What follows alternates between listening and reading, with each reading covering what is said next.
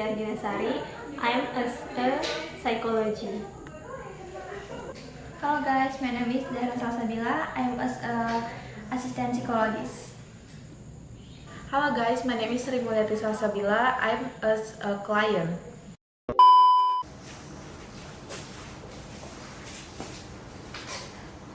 Hello, good morning. Morning. Is there anything I can help you? I want to appointment with Miss Winda. Okay, I will check the schedule for a moment. Okay.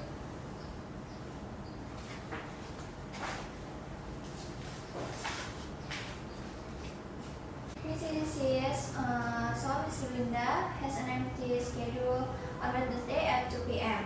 You can register now. Okay, I want to make an appointment on that day and time. Okay, please fill in the registration form first.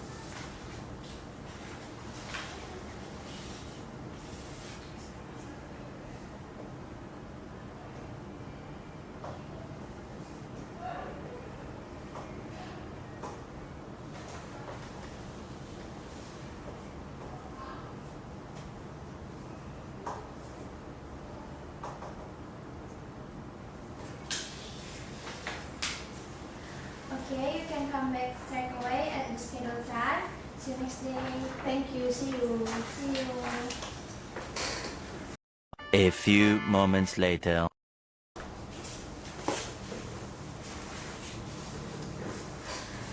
Good afternoon, sis. Good afternoon. Yesterday I had an appointment with Miss Winda this afternoon. Please wait first. Please hold the queue number here. Because there is a client inside finish soon. Okay.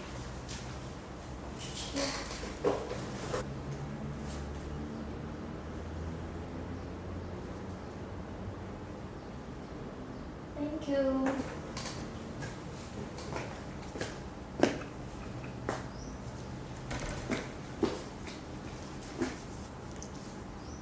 Queue number 3.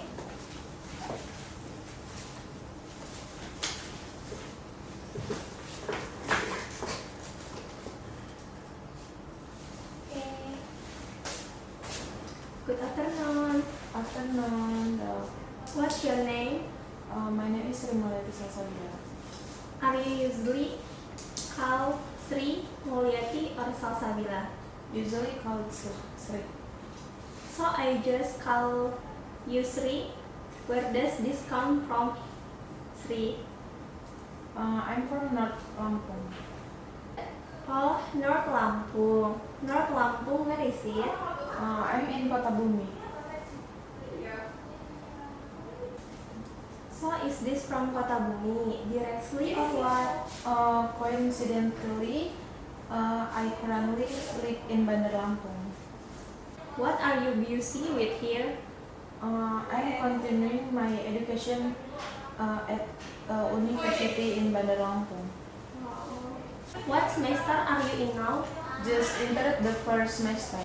Wow, that mean it's new, right? Yes, sir. How are you today? So, what are you complaining about when you come here? It's not fine though. Why cannot you be fine? Lately, if often been anxious, afraid of meeting men. How long have you had this complaint? Approximately 4 months though. I understand anxiety can be very disturbing. Is there anything that trigger anxiety today? I was sexually harassed by my ex-boyfriend some time ago. I feel very disturbed after experience sexual harassment, and I often thought about committing suicide. I feel your feelings. Do you feel comfortable talking about that experience? Okay, now you can story. You can take a breath first so you feel calmer. So I was confused to satisfy my ex-love last. When did it happen? When I was in relationship with my ex for approximately 10 months. How did it happen like that in the first place? At the beginning, after entering the 8-month relationship, he started to dare to ask for sexy photo and there's I refused. But he was angry and silenced me. Then there I was on a video call with him. He forced me to undress.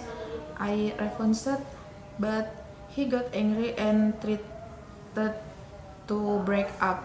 So because I was afraid of losing him, I was forced to take off my clothes while the video call was in progress, and without me knowing, it turned out he was currently recording me.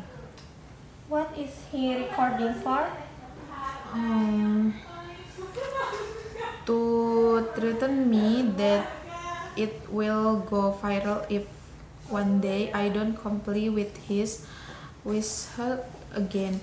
Then after he asked for video call sex, he often asked me to meet him and asked me to have sex directly. Every time he asked for sex, I always refused, but he always used violence. So I was afraid and complied.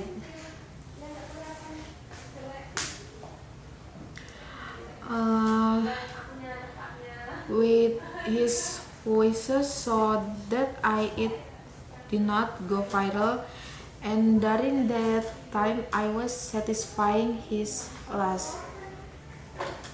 Do your friends or parents know about this incident? No, no one knows about this insight. I don't dare talk to my parents about this because I afraid of being judged by my parents, and I don't dare talk to my friend because I'm embarrassed.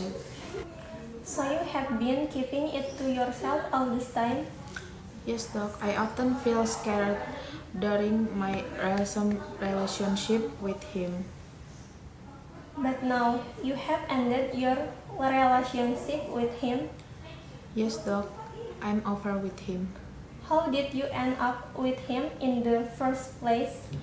So, before ending up with him, he asked me to meet him, and I scaredly opened his call phone to delete the video he recorded. When we were on a video call, then after that, I walked away slowly, and I did not deal with him anymore. And after that, I asked him to break up.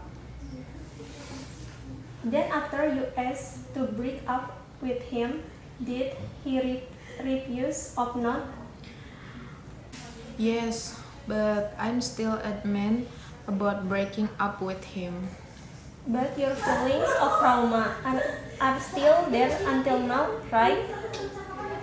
Yes, doc, I still feel anxious and afraid of meeting men.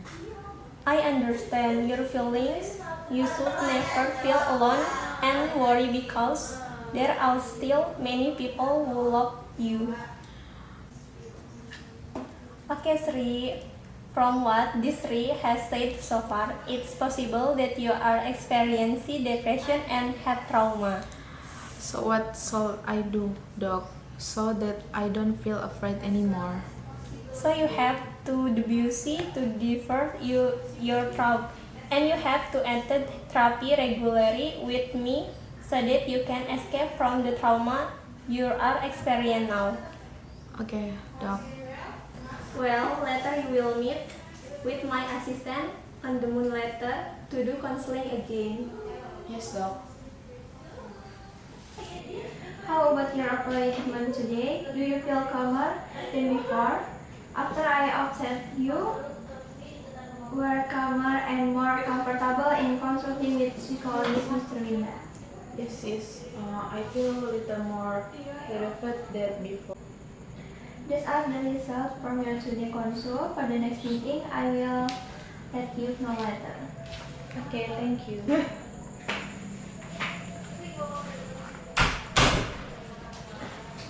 Hi. Hello, this is Sri. Yes. We did counseling with Miss Winda last month. Yes. From now on, we will meet often because your counseling with Miss Winda will be replaced by me. Okay.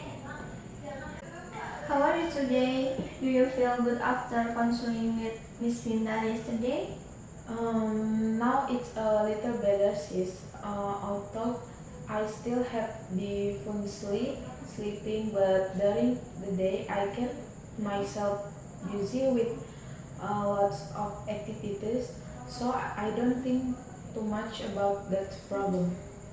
Wow, that's good then. If I may know what the activity is?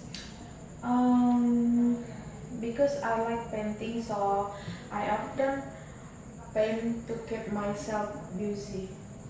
Wow, there has been some progress. That's good. Then how do you feel? Do you still often feel excessively anxious like before? Lately I often feel excessive fear, so I often drink coffee to calm my mind. I also often feel excessively emotional. Sometimes my chest suddenly feel thick all of a sudden, and sometimes I like to feel like I'm lower than myself, someone else. If you often feel anxious, you can do physical activities such as like exercise, jogging, or doing yoga. 3 hours, try to do relaxation therapy first for about 10 until 15 minutes in a place that you think makes you relax. You can also recite songs that can calm you down while imagining beautiful things such as natural scenery and Sri Lanka. You also have to regulate your breathing regularly to make your body more relaxed. You also have to be more open with your parents. If there is problem, you have to tell it. Don't keep it to yourself so you feel better, calm. Okay, sis, but it's hard for me to open with my parents because I'm afraid. If you want to get out of that anxious state, you have to start learning to open up to the people close to you. Okay. Then, if you really cannot control your emotion, which is what I want you to do, you cannot hurt yourself, but you can fan your emotion by tearing paper or hitting a pillow. Don't fan your emotion by hurting yourself. 3 hours from now, only drink coffee but eat more fruit so that your sleep is regular. Yes, sis, I will try the advice you give. And you have to keep up your enthusiasm. Don't feel like you are lower than other people. All humans have a past and so do. So you have to keep up the enthusiasm to live this his life because there are still many people who love you. So you can also visualize yourself. You are very valuable. You are worth of being cherished and loved, and you have to take care of yourself. Do this every night when you want to sleep. So over time, this talk can be ended in this subconscious. Yes, good sis, I will follow your advice. Thank you very much, sis, for listening to my story and for the giving me. You're welcome, Sri. Take good care of yourself. I hope you get better soon. Okay, thank you. You're welcome.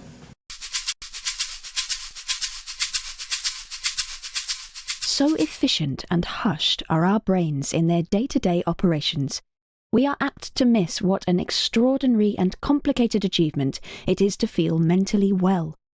A mind in a healthy state is, in the background, continually performing a near miraculous set of manoeuvres that underpin our moods of clear-sightedness and purpose. To appreciate what mental health might be, and therefore what its opposite involves, we might take a moment to consider some of what will be going on in the folds of an optimally functioning mind. First and foremost, a healthy mind is an editing mind, an organ that manages to sieve from thousands of stray, dramatic, disconcerting or horrifying thoughts, those particular ideas and sensations that actively need to be entertained in order for us to direct our lives effectively. Partly, this means keeping at bay punitive and critical judgments that might want to tell us repeatedly how disgraceful and appalling we are, long after harshness has ceased to serve any useful purpose. When we are interviewing for a new job or taking someone on a date, a healthy mind doesn't force us to listen to inner voices that insist on our unworthiness. It allows us to talk to ourselves as we would to a friend. At the same time, a healthy mind resists the pull of unfair comparisons. It doesn't constantly allow the achievements and successes of others to throw us off course and reduce us to a state of bitter inadequacy. It doesn't torture us by continually comparing our condition to that of people who have, in reality, had very different upbringings and trajectories through life. A well-functioning mind recognizes the futility and cruelty of constantly finding fault with its own nature. Along the way, a healthy mind keeps a judicious grip on the faucet of fear. It knows that, in theory, there is an endless number of things that we could worry about. A blood vessel might fail, a scandal might erupt, the plane's engines could shear from their wings. But it has a good sense of the distinction between what could conceivably happen and what is in fact likely to happen. And it is able to leave us in peace as regards the wilder eventualities of fate, confident that awful things will either not unfold or could be dealt with ably enough if ever they did so. A healthy mind avoids catastrophic imaginings. It knows that there are broad and stable stone steps, not a steep and slippery incline, between itself and disaster. A healthy mind has compartments with heavy doors that shut securely. It can compartmentalize where it needs to. Not all thoughts belong at all moments. While talking to a grandmother, the mind prevents the emergence of images of last night's erotic fantasies.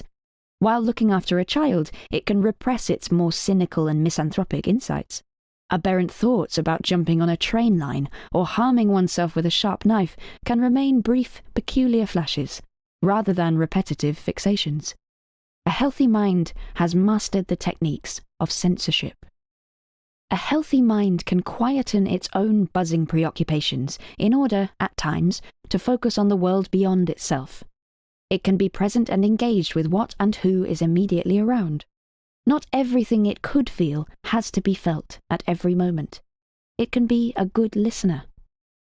A healthy mind combines an appropriate suspicion of certain people with a fundamental trust in humanity. It can take an intelligent risk with a stranger. It doesn't extrapolate from life's worst moments in order to destroy the possibility of anything good emerging with a new acquaintance. A healthy mind knows how to hope. It identifies and then hangs on tenaciously to a few reasons to keep going. Grounds for despair, anger, and sadness are, of course, all around. But the healthy mind knows how to bracket negativity in the name of endurance. It clings to evidence of what is still beautiful and kind. It remembers to appreciate. It can, despite everything, still look forward to a hot bath, some dried fruit or dark chocolate, a chat with a friend, or a satisfying day of work. It refuses to let itself be silenced by all the many sensible arguments in favour of rage and despondency. Outlining some of the features of a healthy mind helps us to identify what can go awry when we fall ill. We should acknowledge the extent to which mental illness is ultimately as common and as essentially unshameful as its bodily counterpart. True mental health involves a frank acceptance of how much ill health there will have to be in even the most ostensibly competent and meaningful life, and we should be no more reluctant to seek help than we are when we develop a chest infection or a sore knee, and should consider ourselves no less worthy of love and sympathy.